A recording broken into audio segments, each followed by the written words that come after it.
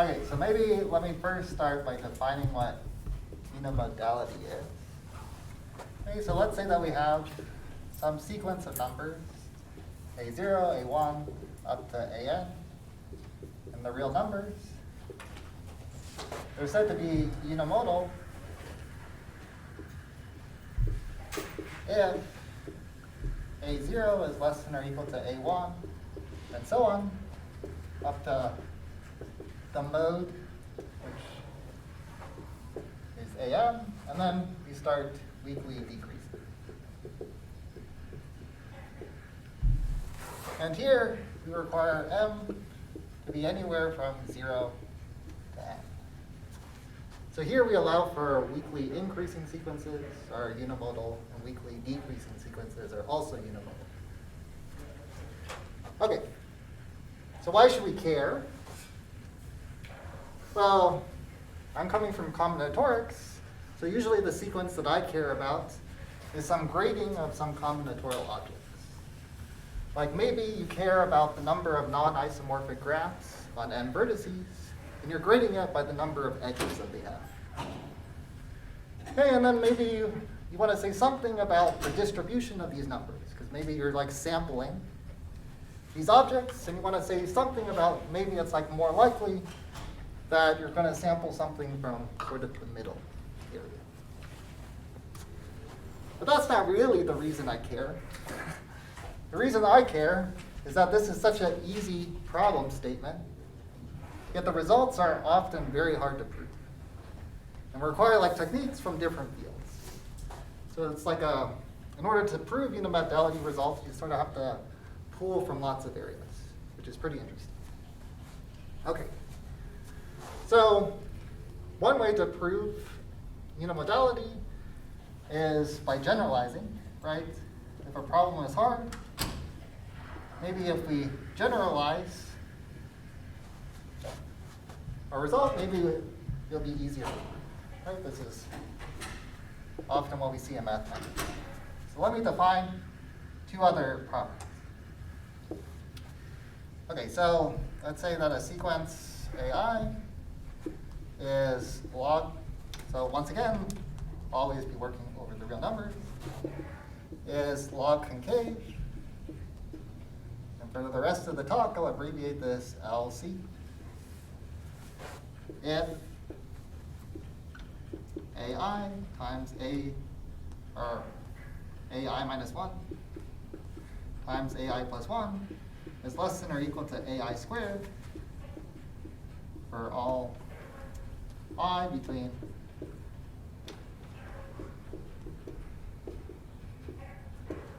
one and n minus 1. Okay, so this is just like some notion of like an inequality that your sequence has to satisfy. Let me define one more thing before I tell you how these are related to unimodality. We say that AI is real rooted if the polynomial associated to it, so a0 plus a1x, and so on up until an xn, has, well, as you guessed it, all real roots.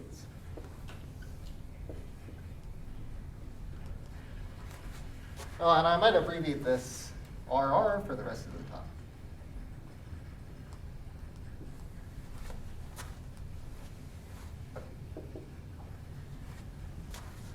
So I've defined these notions about our sequence, but how do they relate to unimodality? Well, there's a theorem.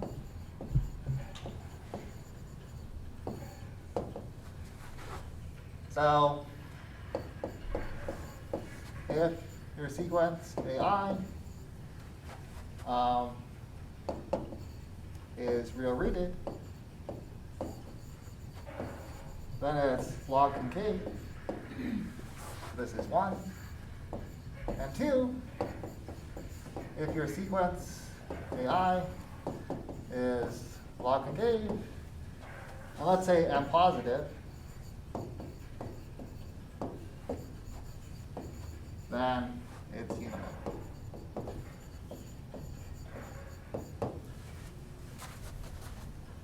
Okay, so somehow real rootedness implies log-concavity, and log-concavity implies unimodality.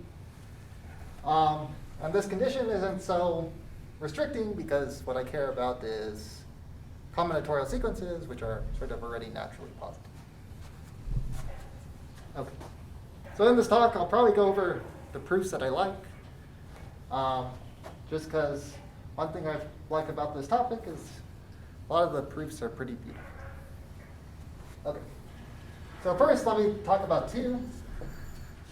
So 2 is easy. Maybe that's all I'll say.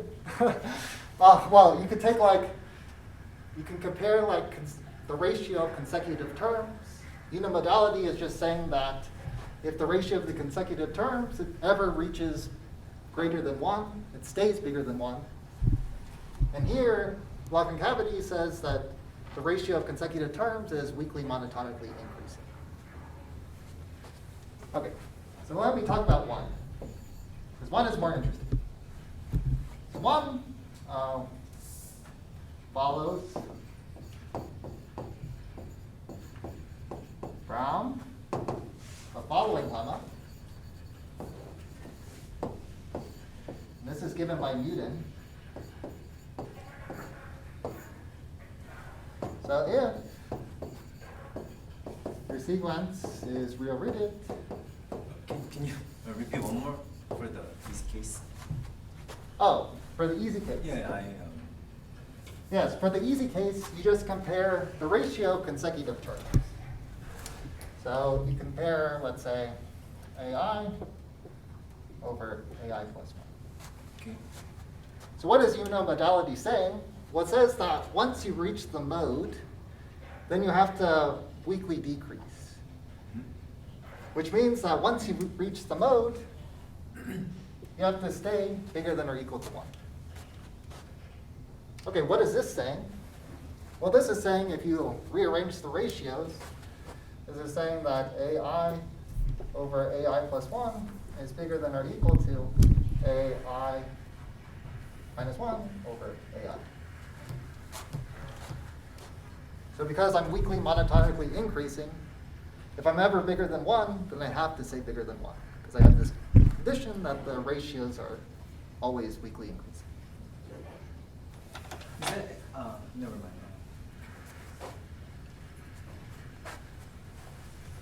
Okay, so what did Newton say? Well, he said a lot of things, but the one that we care about is the following.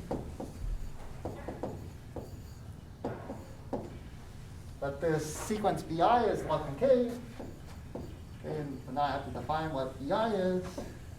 So BI equals AI over n choose I.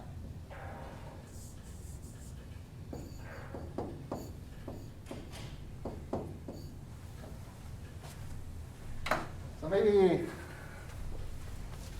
let me give you the idea for that.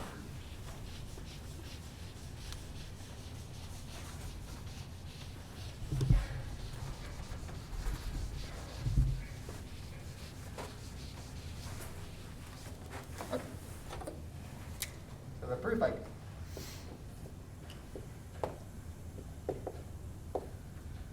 All right, so we have our polynomial p of x, which is just like a0 plus, okay, maybe let me write it in summation notation.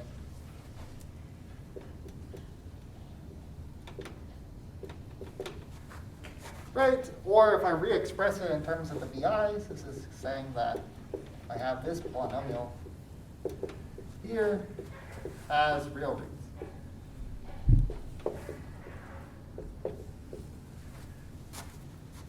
Okay, so how do I show that the sequence BI is log-concave? Well, what I'll do is I'll define two operators, two linear operators. The first operator that I'll care about, we call it T1, applied to some polynomial f, is the following. I just take the derivative of n. So what's nice about this linear operator is, well, as we teach in calculus by Rolle's theorem, if this has real roots, then the derivative must also have real roots. Or more generally, this follows from like Gauss-Lucas's theorem in complex analysis. So 5 roles. This is real root. And really what I'm going to take is 1 over the degree of it. But this is just some number which doesn't change if it's real rooted or not. That's just like a normalizing factor? Or? Yeah, so we'll see why we need it in a little bit. And the second linear operator, T2, what we'll do is we'll just take f evaluated at 1 over x, and then multiply it by the degree of f. So all this is doing is flipping your polynomial around. And all it's doing is sending roots r to 1 over r. So I don't change the number of roots. So root r goes to 1 over r, so it's still real rooted. So these two operators still preserve real rootedness. Okay, so now let me see what happens if I apply it to my original polynomial, p. So if you work this out, you get that it essentially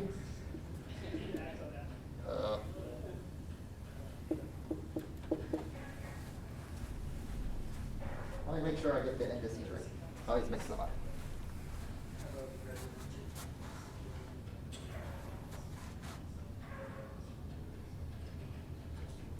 Yeah, this is correct. So essentially all I'm doing is like reducing the binomial coefficient by 1. And if I apply T2 to my polynomial, all this is doing is flipping. So I get flip. I get n choose I of b to the n minus I, x to b. Okay, so if we keep on applying these operators over and over again, what you'll get is you'll get bi minus 1 plus bi times 2 choose 1, which is just 2, x plus bi plus 1, x squared. Why is this? Well, this operator here is like pulling off, or is like flipping the sequence. And this operator here is like reducing the binomials by 1 and removing the constant term, right? Because the derivative kills the constant term. Okay, so applying this, we get that this is real rooted. But by the quadratic formula, when is this real rooted? Precisely when 2 times bi squared is bigger than or equal to bi minus 1 times bi plus 1. Or sorry, this is not right. Okay, let me just do it. Squared minus 4 times bi minus 1 times bi plus 1 is bigger than or equal to 0, which gives us the log-concave.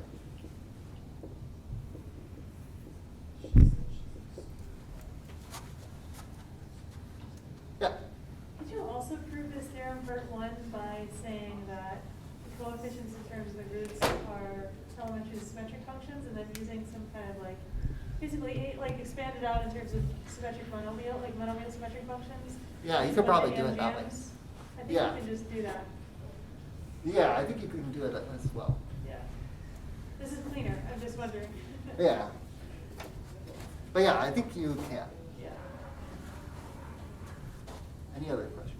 Sorry, where did you get bi minus 1 plus 2bi? Yeah, so if you just apply these operators in some order, I claim that you can always get bi minus 1 plus 2bi plus bi plus 1 x squared. And why is this? Well, here you're just pulling off the constant term. And here this is flipping your polynomial. So let's say that you want to get I plus, or I minus 1, I, and I plus 1, like some terms in your sequence. And all you do is like cancel out the first terms by taking derivatives a bunch of times. Flipping, canceling out the other terms. So you're just left with the middle terms. And these middle terms, because this operator reduces the binomial coefficient by 1 every single time, you'll get 2 choose 0, 2 choose 1, and 2 choose 2. As your coefficients.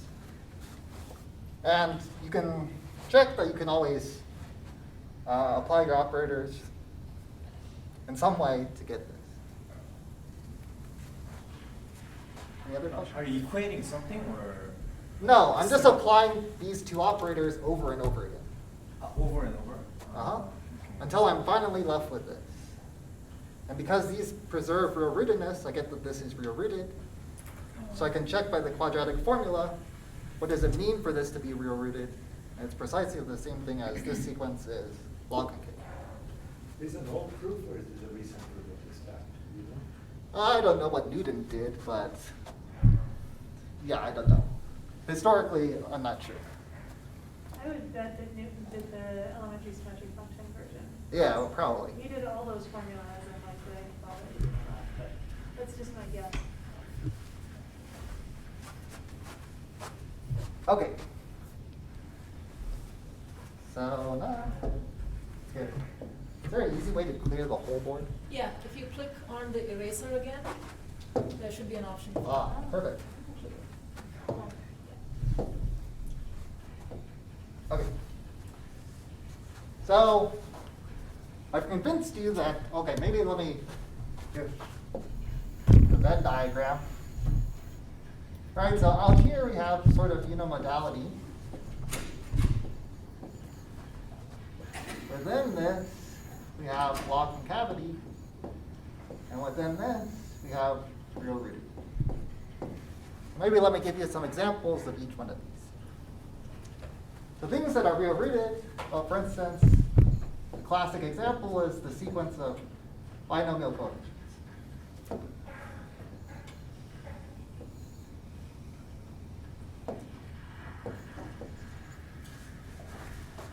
Or you can think like, maybe another non-trivial example is the Eulerian numbers. How about log-concavity? Well, one thing is the coefficients of the Q analog of n factorial. So this is like counting the number of inversions over permutations. And this is log-concave. This is not too hard to show. Unimodality, the coefficients of the Q analog of n choose k live out here. Coefficients. Or maybe one that more known to all of us, the Fibonacci numbers. Just take any truncation, like the first part of the Fibonacci number. They're unimodal, but they're not log-concave.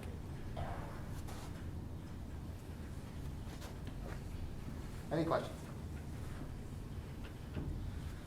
So this is my first way of serving unimodality. It's sort of like a fried egg. It's like a fried egg in a pan. Okay. So, I mean, I convinced you that real rootedness implies unimodality, but maybe I've just changed the problem into something harder. Right? If I give you like a family of polynomials, it's going to be hard to say that the whole family is real rooted. Right? But there's one thing that's nice about combinatorial sequences in that they satisfy recurrence relations. Right? So maybe we can leverage the fact that they satisfy recurrence relations to sort of inductively prove that this family is real rooted. So here comes the idea for the following definition.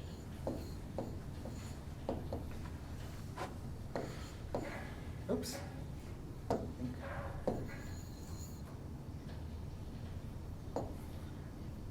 I do not like this board. Yeah, I try teaching on it 4 days a week. I'm sorry for you. So let's say that we have polynomials f and g over the real numbers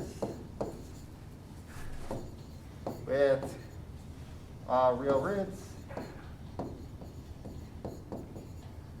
given by,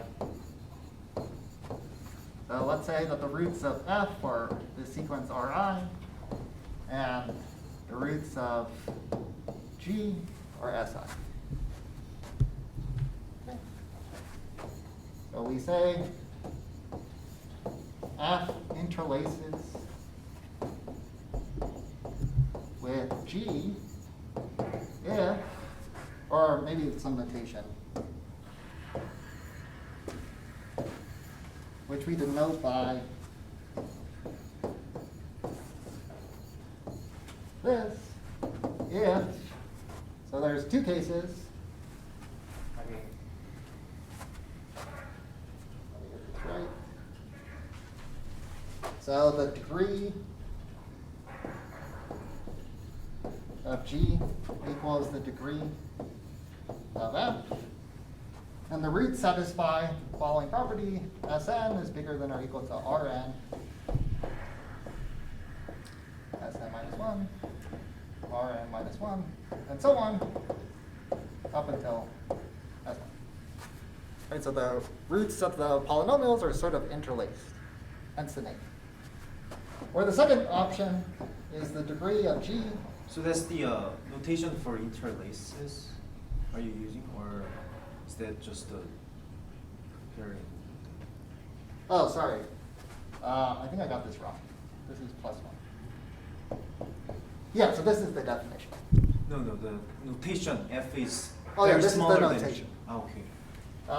If you want, I can change it.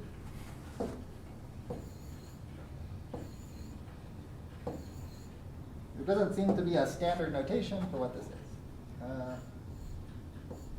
Try to do it like so.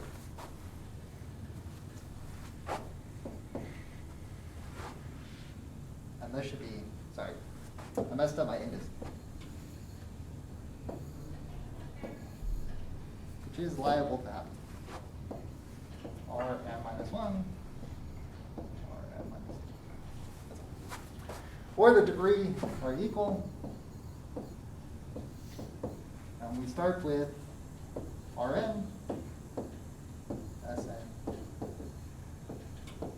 1, so on, up until Sn. So all this notation is saying is that the largest root is the largest root of G rather than F. Okay. So why is this helpful? I'm going to define this. Why is this helpful? So let's do a toy problem. And the toy problem is as follows. Okay, so let's say that we have two polynomials that are real rooted. And, okay, maybe let's say that, because we're working with combinatorial sequences, let's just take coefficients that are non-negative. And let's say that F interlaces with G.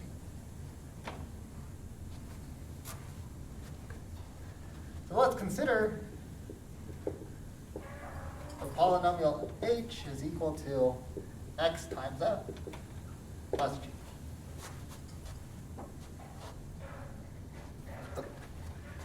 So let me draw out sort of a picture. So here, what does x times F look like? It sort of looks like this. And G maybe will look like the following.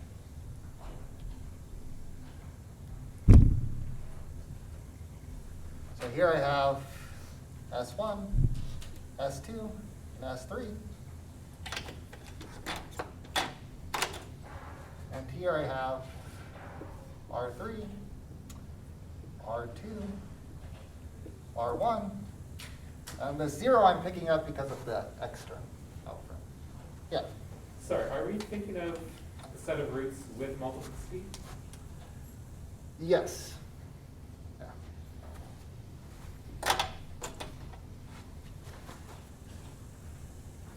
Yeah, so maybe the set should really be a multiset. But most times we won't care because it's like some limiting phenomenon. Okay, so what should we do? Or what's the idea?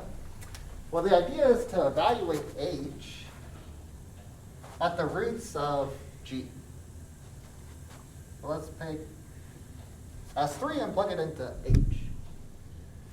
So here, since g is 0 at S3, I'm only picking up terms corresponding to R3, which is, I guess, positive.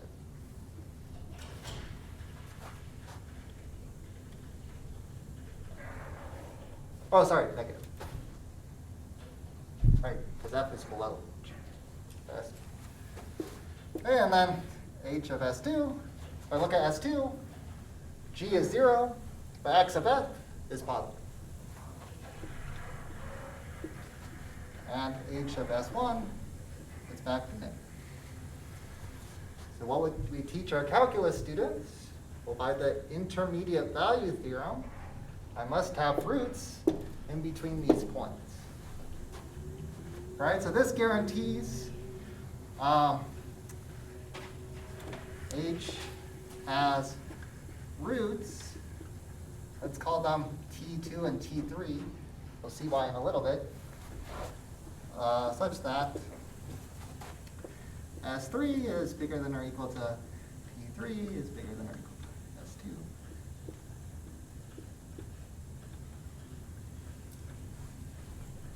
That's fine. Okay. Well, if we look at this phenomenon, so we have like roots here and here.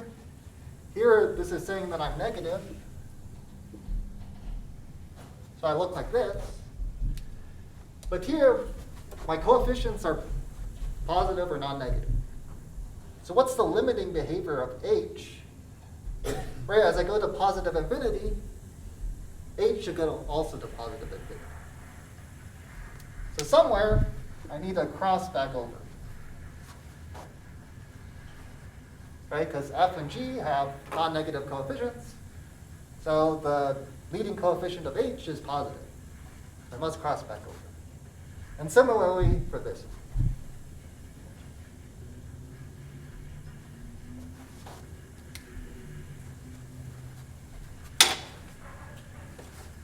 So I pick up two more roots at the ends. And what does this imply? Well, this implies that g interlaces with h. I have like some polynomial, and it's now interlacing with the roots of g. Okay, well, what can we do? Well, now if we define k as equal to x times g plus h, by the same process, we'll get that h interlaces with k. And if we define another polynomial like L, such that L equals x times h plus k, we'll get that those interlace, and so on and so forth. All right, so this is sort of inductively how one can prove real rootedness via interlacing. So maybe let me get the theorem now. So the theorem basically is precisely this.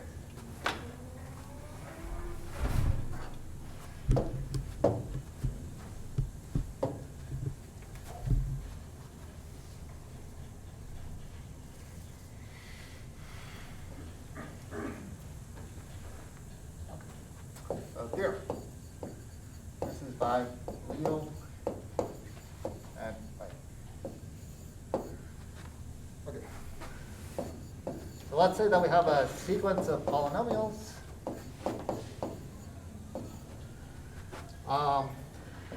that live inside of with non-negative coefficients, such that we can define Pn of x as some polynomial a of n of x times the previous term plus some polynomial b of nx times the previous term's derivative plus c of nx times 2 terms ago. So just some recurrence relation where an, en, and cn are all polynomials. And let's say that the degree of Pn equals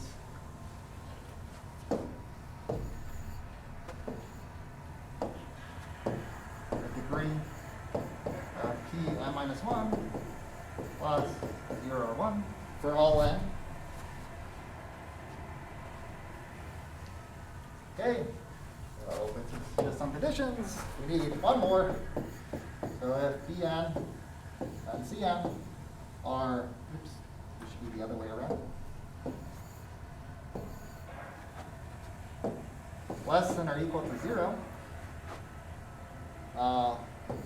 for all x less than or equal to 0, then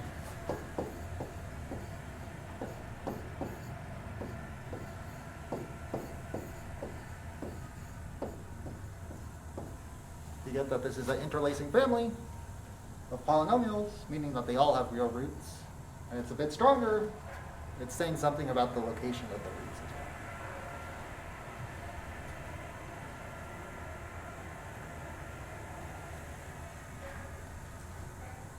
well. Any questions about the theorem?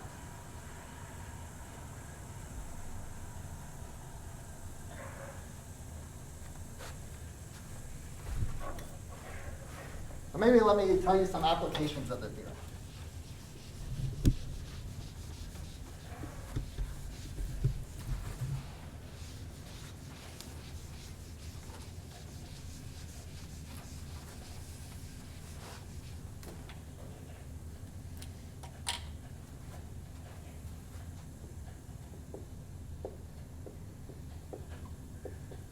So what is this theorem good for, or what can it prove?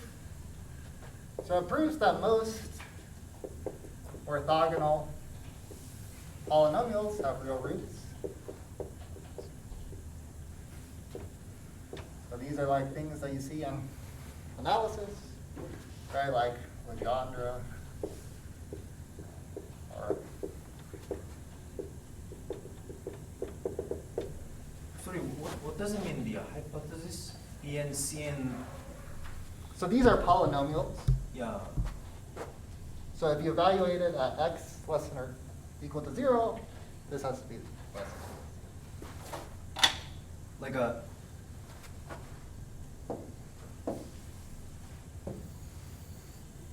Oops, that's not what I want. it's constant over the negative x-axis? It's less than or equal to 0 for all. So for instance, you could think of, like in our toy example, we had b of nx is equal to x. And x, when you evaluate it at numbers less than or equal to 0, is going to be less than or equal to 0. No, So- and how can polynomial have a constant line over the? Well, it's not a all- constant. These are the- polynomials. The hypothesis is saying that that's constant over all negative x-axis. No, I'm just saying it's below 0, right? Sorry. I'm just saying it's below 0. Yeah. And then over here. Yeah, okay, I see. Yeah. Oh.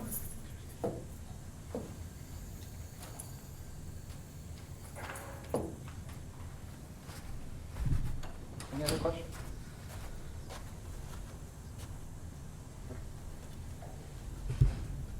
So you can prove the Eulerian numbers, the classical Eulerian numbers.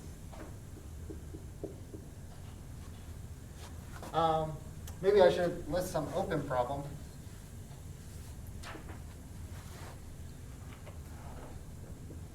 So it's still open whether the Eulerian polynomial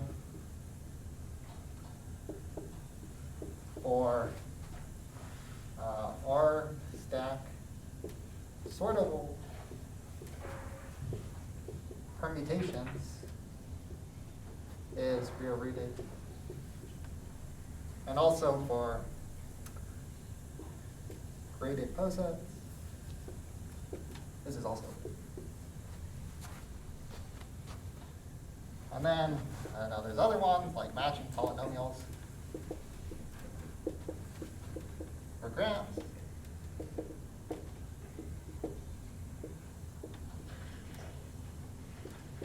And the list goes on.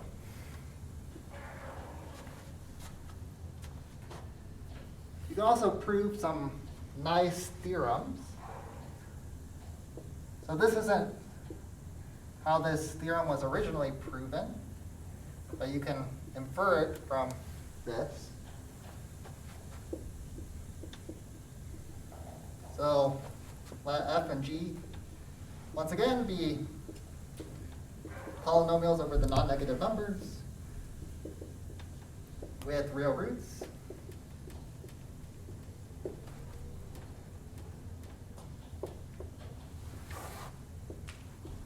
Then the Hadamard product of f and g has real roots.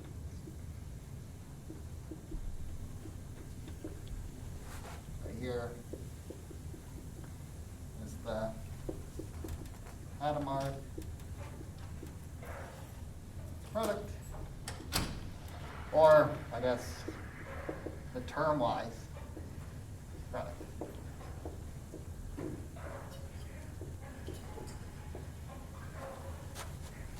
So you just take like an times bn, or ai times bi for all terms of this.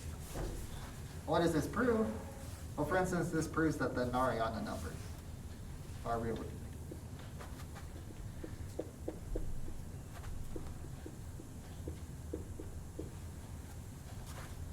All right, because the Narayana numbers is just like a product of two binomial coefficients.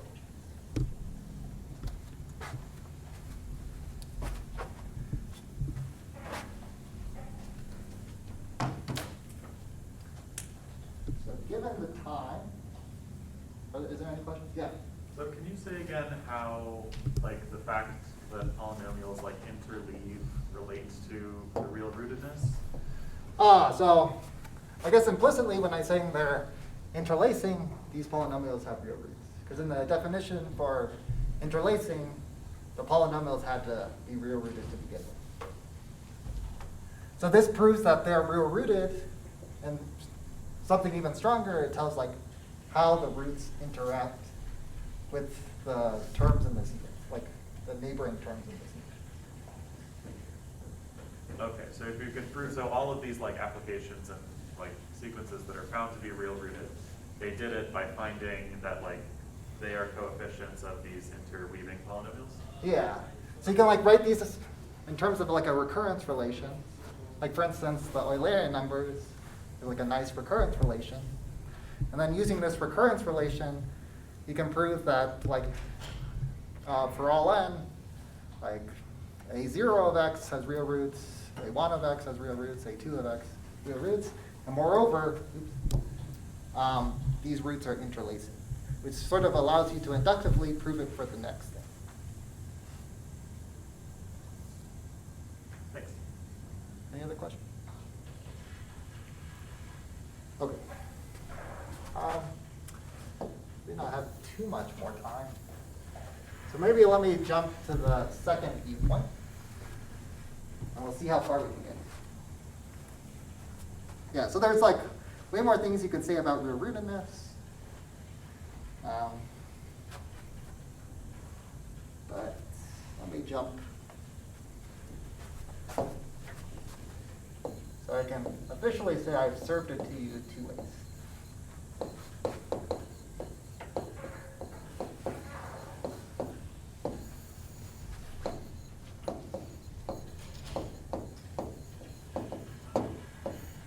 Okay. So, I mean, as we all know, many combinatorial objects can be grouped into a poset. And sort of the grading that we want to consider is like how many elements are in each rank of my poset. So, let me give a definition. So,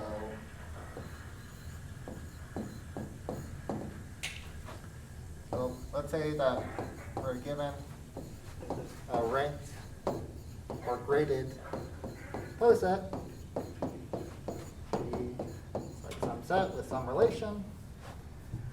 Let's let Pi denote all things with rank I. Rank of x is equal to. I hate this board. Rank I is equal. So it's like the ith piece of your poset. And so what we're going to do is sort of examine the edges going up from the ith piece to the ith plus first piece. So pictorially, well, what we're going to do, okay, I don't want this. So here, let's say that we have our I plus first piece, and here we have our ith piece. We're just going to sort of examine like how this piece interacts with this piece. Right? So here we have like some edges, right? And here we have like our poset. So this is going to be sort of our hard-boiled egg.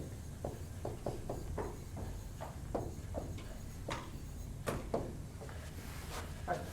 I served you the fried eggs, and let me tell you something about the hard-boiled egg.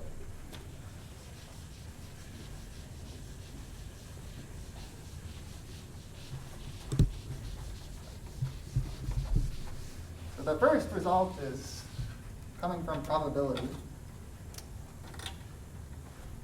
So let lowercase ui equal the expected value of edges going up from some element x and pi.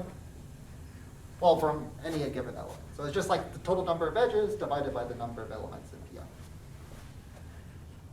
And then di is like the expected number of edges going down.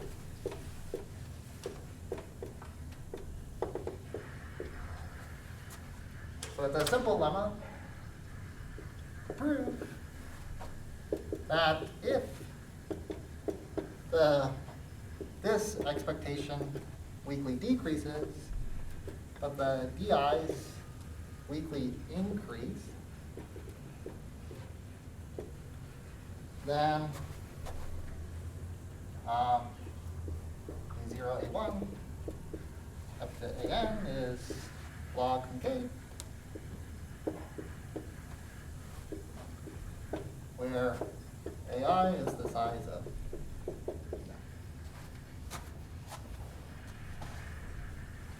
This is not too hard to show. Maybe let me say, so this would prove unimodality, right? Because log-concavity proves unimodality. So conjecture, this is true for parking functions.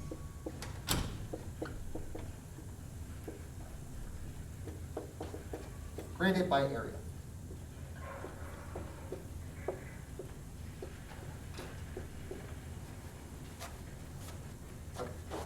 That's all I want to say about this. Okay, so really, the method that I want to talk about is from order matching. Okay, so let P be a ranked poset.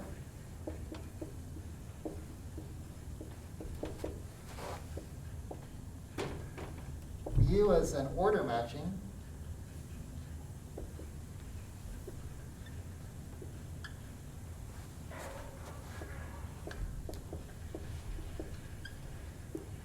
On Pi if it is injective. And one of the following two things can happen. Right, it either goes up or down. And because it's an order matching, it has to respect the ordering of the poset.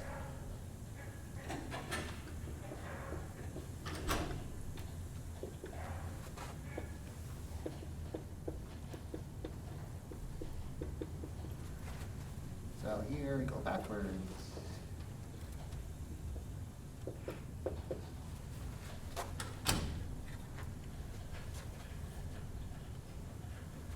So how does this relate it to unimodality?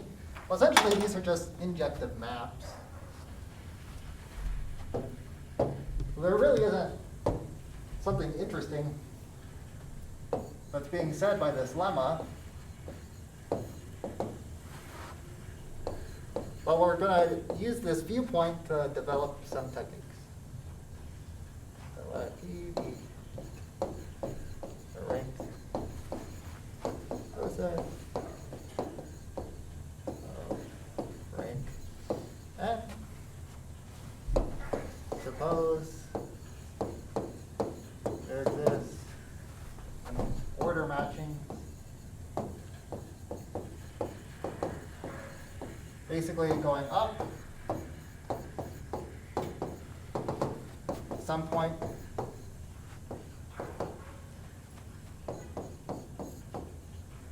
then going back down.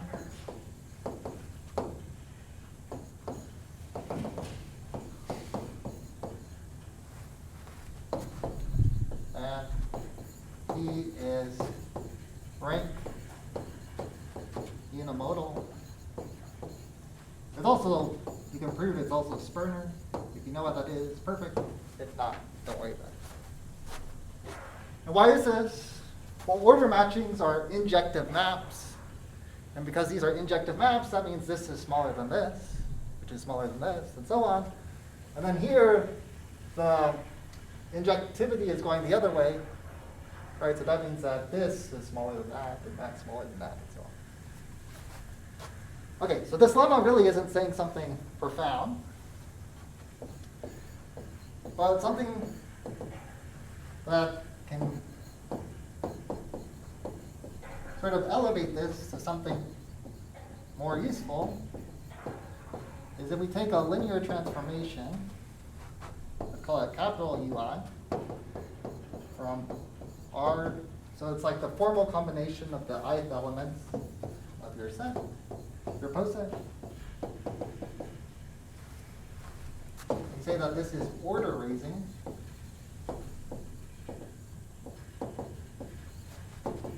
If UI applied to X is some linear combination of covers of X. So it's a linear transformation that takes an element X and sends it to some linear combination of the things that cover. So how is this useful for us? Well, it's useful because of how it interacts with order matchings.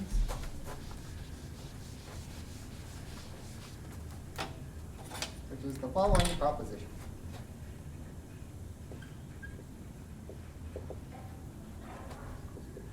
So if we have a order raising operator,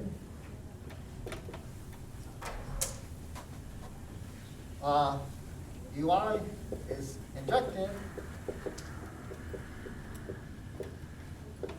then there exists order matching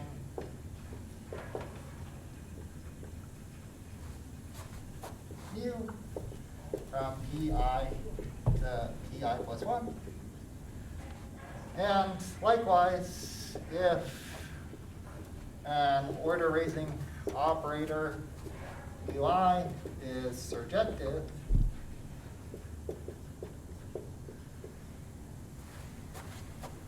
there exists order matching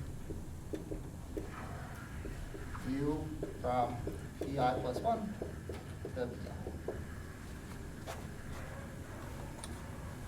So this is just coming from linear algebra. So essentially all we need to do now is to find some linear operator It takes the elements in the ith piece, the elements in the I plus first piece, such that it sends an element I, or it sends each element x to some linear combination of the covers of x. And usually what you take is the sum over all covers of x. Okay. So, I mean, here I have this proposition. I'd like to convince you that it's actually useful. Let me give some applications in the last couple minutes. So for instance, if you take the Boolean lattice, so the set is the power set of some set, ordered by inclusion, you let ui of x be the sum over all covers of x. Right?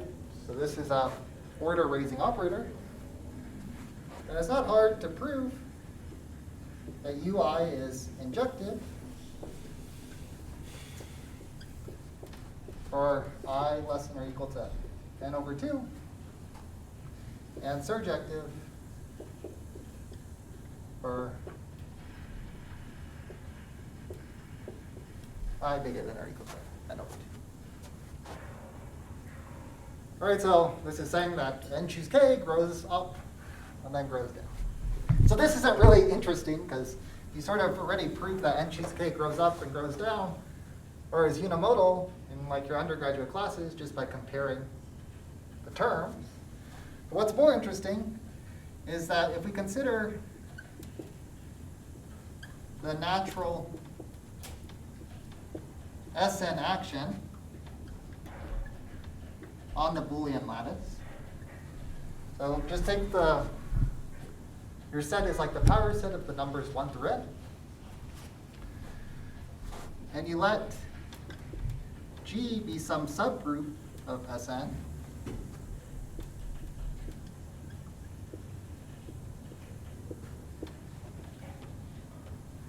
Then this method proves that if you take the Boolean lattice and sort of quotient it by the subgroup, this is also rank unimodal and spring.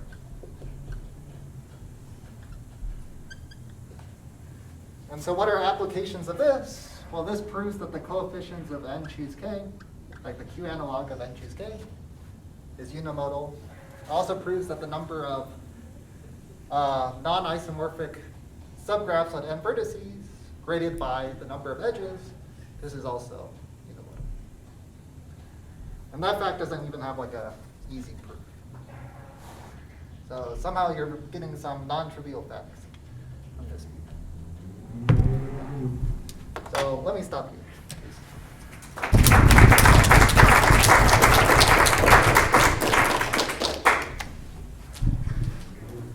Any questions? Yeah.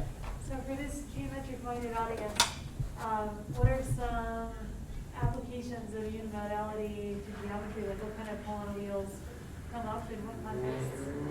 Yeah, so there's like a lot of work recently that I want to understand better about like the characteristic polynomials of matroids. So recently, I would say within the past 10 years, Junha proved that the coefficients of a chromatic polynomial are log-concave, which has been like a long-standing conjecture. And the way you did this is you related it to matroids and then proved that the characteristic polynomial of a certain family of matroids is log-concave. And he's been like developing this sort of like Kähler package and Lorentzian geometry sort of to tackle this. I mean, there's also other things that people look at. There's like gamma positivity, which is related to like the H polynomial of some simplicial complexes. Yeah. There's other geometric things that I would love to understand better. People want to work on it or read with me. Maybe a philosophical question. So, unimodality is sort of like this somewhat coarse prescription of numbers first go up and they go down, right? And then there is log-concavity, which is a little more like it's, you're giving some kind of like better shape approximation.